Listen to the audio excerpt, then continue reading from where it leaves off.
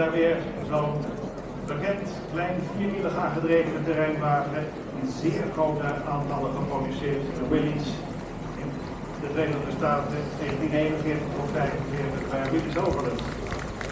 Totaal 363.000 stuks. En daar, dames en heren, verwelkomen wij in het eerste cluster. En het eerste cluster met onder meer Canadees en circa 17 Nederlandse veteranen.